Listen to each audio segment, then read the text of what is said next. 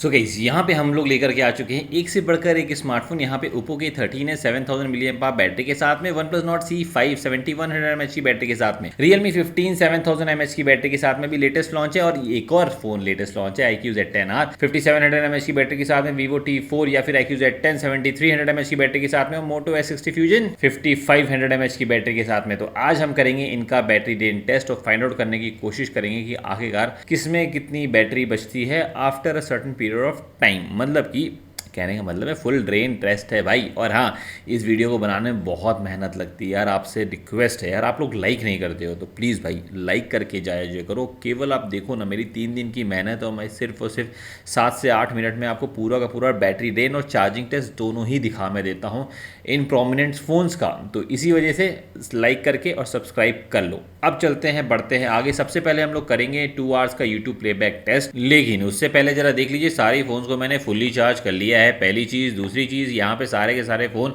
Full brightness पे हैं, इसीलिए आपको इतनी ज़्यादा ब्राइटर डिस्प्ले दिखाई दे रही है। सबके मैंने लेटेस्ट सॉफ्टवेयर पे तो अपडेट किया हुआ है, साथ ही में सबको मैंने वाईफाई पे भी रखा हुआ है, ठीक है। एंड एक बार यूट्यूब की वीडियो प्ले हमने कर दी, उसके बाद भाई नॉर्मल ब्राइटनेस अपने आप अचीव हो ही जो जाती है। लेकिन एक चीज़ और बता रहा हूँ, देखो यहाँ पे कंटिन्यूसली 2 आवर 5 मिनट तक की वीडियोज़ हमने प्ले करी, और उसमें हमने यहाँ पे देखा कि भाई जनरली यहाँ पे जो मूवीज़ वगैरह अगर आपने ऐसा कुछ देखा तो उसके बाद में सबसे ज़्यादा बैटरी बचाएगा Vivo T4 या फिर iQOO Z10 बोल आप लीजिए, उसके बाद iQOO Z10R and even by one plus not CE5 भी अच्छा परफॉर्म किया। रियलमी 15 भाई देखो अभी तो यहाँ पे बैटरी ड्रेन कर रहा है, पर लास्ट का जो 10 या 15% की बैटरी बचती है ना, उसमें तो काफ़ी ज़्यादा बैटरी बचाता है। ये मैंने कल वाले टेस्ट में देखा था रियलमी 15 प्रो के, तो वो वीडियो नहीं देखी तो जाके चेकआउट कर लीजिएगा। बट इसके बाद हम लोग आ गए हैं कैमरा वीडियो रिकॉर्डिंग टेस्ट की तरफ, और ये हमने जनरली इसलिए कर रहे हैं कि आपको टाइम लैप्स या लॉन्गर पीरियड ऑफ टाइम के लिए अगर वीडियो रिकॉर्ड करनी है तो कितना बैटरी ड्रेन होता है, कौन ज़्यादा बैटरी ड्रेन करता है। तो देखो भाई यहाँ पे कंटिन्यूसली 2 आवर्स तक की तो सबके सब चले, लेकिन भाई जब हमने यहाँ पे बैटरी का रिजल्ट देखा तो वहाँ पे Vivo T4 और Oppo के 13 65% की बैटरी के साथ में सबसे ज़्यादा आगे हैं। यहाँ पे Realme 15 ने भी काफ़ी अच्छा परफॉर्म किया, और आप देख सकते हैं H60 Fusion सबसे कम था। लेकिन देखिए इसके बाद हम लोग आ चुके हैं परफॉर्मेंस टेस्ट में। परफॉर्मेंस टेस्ट में हम लोग Antutu बेंचमार्क को हम लोग रन कर रहे हैं। Antutu बेंचमार्क और परफॉर्मेंस टेस्ट जनरली काफ़ी सारे लोग बोलते हैं भैया मत किया करिए, नॉर्मल यूसेज में काम में आता नहीं। तो मैं बताऊँ ये मैं क्यों करता हूँ, मैं इसलिए करता हूँ, परफॉर्मेंस तो जानते ही हैं, साथ ही में टेम्परेचर भी जानते हैं। देखो Antutu बेंचमार्क टेस्ट में बहुत ज़्यादा यहाँ पे टेम्परेचर राइज नहीं होता है, तो वैसा ही अगर बाय द वे इसमें कोई फ़ोन का टेम्परेचर राइज हुआ तो समझिए कि हर एक जगह होगा। तो यहाँ पे हमें देखने को मिला कि भाई बहुत ज़्यादा राइज नहीं भाई हो रहा है, और इसी के बाद में मैंने इसको जस्ट ख़त्म किया। और भाई इसके बाद में जो स्कोर आया ना वो आपके सामने है। यहाँ पे सबसे बढ़िया परफॉर्म कर रहा है यहाँ पे वन प्लस नॉट CE5, उसके बाद में Vivo T4 या iQOO Z10 बोले, उसके बाद में Realme 15 भी है भाई। Realme 15 काफ़ी अच्छा परफॉर्म कर रहा है, मोर इवन iQOO Z10 भी है, Oppo के 13 है, और Moto S60 Fusion तो ऑलमोस्ट सिमिलर ही परफॉर्म कर रहा है Oppo के 13 की तरह। लेकिन अब इसके बाद में बारी आती है कि आखिरकार इनका टेम्परेचर कितना जाएगा। तो इसके बाद मैं डिसाइड करता हूँ कि चलो भाई अब हम लोग करते हैं 3D मार्क टेस्ट, बिकॉज उसमें रियल टेम्परेचर का पता चलेगा, जहाँ पे अगर एक्सटेंसिव प्रेशर डाला जाएगा फ़ोनों के ऊपर तो कितना यहाँ पे टेम्परेचर जाता है। तो भाई यहाँ पे मैंने 3D मार्क टेस्ट जब मैंने रन किया ना, उसके बाद टेम्परेचर देखा तो ओप्पो के 13 तो भैया ठीक ठाक था, लेकिन one plus not CE5 47 degree तक की, 48 डिग्री तक की बल्कि वो टच कर रहा था। बाकी सारे फोन्स का मैंने टेम्परेचर देखा बहुत ज़्यादा नहीं जा रहा था। कई फोन्स तो ऐसे थे जैसे Vivo T4 तो 40 चला भी गया, बाकी सारे फोन तो 40 भी नहीं गए। तो देखो बहुत ज़्यादा कोई यहाँ पे टेम्परेचर राइज नहीं हुआ, लेकिन परफॉर्मेंस में भी आपको Vivo T4 और वन प्लस नॉट CE5 ही सबसे ज़्यादा परफॉर्म करते हुए नजर आएंगे। इसके बाद मैंने कहा कि चलो CPU थ्रॉटलिंग टेस्ट किया जाए कि इतना हीट देने के बाद में इन सब फ़ोनों में जब हम CPU थ्रॉटलिंग टेस्ट करेंगे तो किस में यहाँ पे फ्रेम में ड्रॉप देखने को मिलेगा, बेसिकली यहाँ पे किस में ग्राफ में ड्रॉप देखने को मिलेगा। तो हमें देखा कि भैया देखो यहाँ पे सबके सब ऑलमोस्ट सही परफॉर्म करते हैं, लेकिन सबसे सही Vivo T4 ने परफॉर्म किया है, iQOO Z10R ने भी किया है।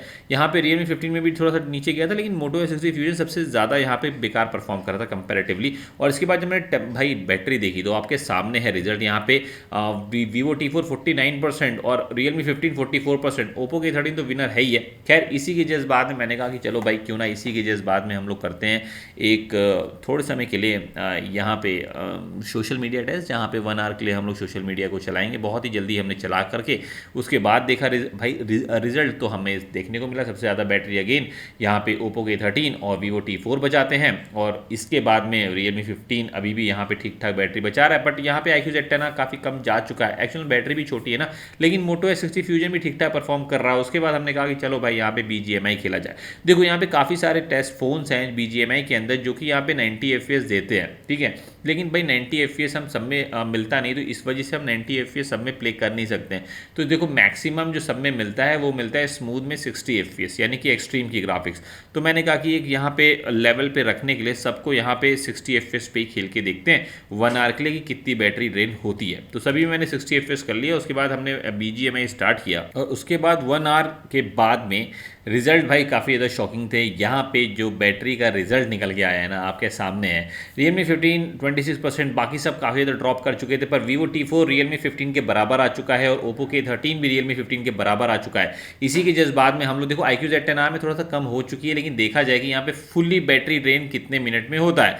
तो अभी हम लोग क्या करेंगे कि सभी में हम लोग यहाँ पे परफॉर्मेंस टेस्ट यानी कि 3D mark test continuously run करते ही रहेंगे जब तक कि सब में फ़ोन की बैटरी ड्रेन हो ना जाए।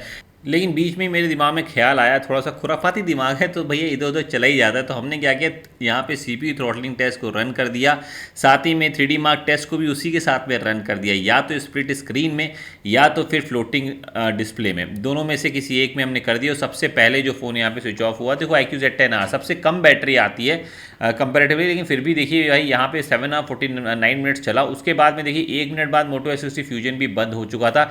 मैं आपको बताऊँ ये फ़ोन्स 1.5 दिन बहुत आराम से बैटरी बैकअप आपको दे देंगे, उसमें कोई प्रॉब्लम नहीं देखने को मिलेगी। और OnePlus Nord CE5 में 7 आवर 59 मिनट्स, और आपको पता ही है कितनी बड़ी बैटरी आती कंपेरेटिवली iQOO Z10R वगैरह से, फिर भी देखिए भाई कितना बढ़िया यहाँ पे चला है। उसी के जज्बात में देखिए यहाँ पे Oppo K13 8 आवर्स 40 मिनट्स, और लास्ट में फिर Vivo T4 8 आवर 47 मिनट्स, और भाई Realme 15 मैंने बताया ना यहाँ पे भाई लास्ट के जो 10-15% है ना वो बहुत ही आराम से ट्रेन करता है 8 आवर 48 मिनट। तो दिस वॉज इट। इसमें भाई ये आपको समझ में आ गया कि बैटरी किसकी कैसे क्या ट्रेन होगी। इसके बाद चलते हैं चार्जिंग टेस्ट की तरफ, और चार्जिंग टेस्ट में देखो काफ़ी सारे फ़ोन्स का मैंने ऑलरेडी चार्जिंग टेस्ट किया हुआ है, तो उन फ़ोन्स को मैं यहाँ पे निकाल दे रहा हूँ। 2 ही फ़ोन बचते हैं, Realme 15 और iQOO Z10R, उनका करते हैं चार्जिंग टेस्ट। तो गाइस देख लो भाई ये दोनों ही फ़ोन्स हैं यहाँ पे, हालांकि कलर चेंज हो चुका है Realme 15 का, बिकॉज दोनों ही कलर हैं हमारे पास। तो देख लो भाई एक में 44 वॉट एक में 80 वॉट, लेकिन हमने चार्जिंग लगा दी है। शुरुआत के 15 मिनट्स के बाद में देखते हैं इनिशियली कितना यहाँ पे चार्जिंग होती है। तो देख भी सकते हैं Realme 15 25% और iQOO Z10R 20%। लेकिन इसके बाद में मेरे दिमाग में था कि चलो भाई हाफ एन आवर के लिए लगा के देखते हैं यहाँ पे कितना चार्जिंग होता है। हाफ एन आवर के बाद में जब मैंने लगाया तो वहाँ पे देखने को मिला कि 45% Realme एंड iQOO Z10R 40% की चार्जिंग पे। चलो ये भी यार सही था। और मैं आपको बताऊं Realme 15 Pro में भी कुछ ऐसा ही देखने को मिला था। इसके बाद में 1 आवर अप्रॉक्सीमेटली होने के बाद में 91% Realme के अंदर बचती है और iQOO Z10R 81% था। Realme 15 1 आवर 15 मिनट्स लेता है फुल चार्ज होने में, और iQOO Z10R 92% हुआ था अभी तक की। लेकिन उसमें भी मैंने देखा है कि यहाँ पे हल्का सा 5 मिनट और यहाँ पे बीतते हैं ना, उसके बाद में हमने देखा कि iQOO Z10R 1 आवर 22 मिनट्स में फुल चार्ज हो चुका था। तो यही था यार। अब हालांकि आप इस चीज़ को कंफर्म करने के लिए मेरे Realme 15 Pro के चार्जिंग टेस्ट को भी देख सकते हो, उसका लिंक मैंने डिस्क्रिप्शन बॉक्स में दिया हुआ है। तो आज की इस वीडियो में बस इतना ही था। आई होप कि आपको पसंद आई हो। थैंक यू, बाय बाय, और लाइक करके सब्सक्राइब करना भूलना नहीं। चलो।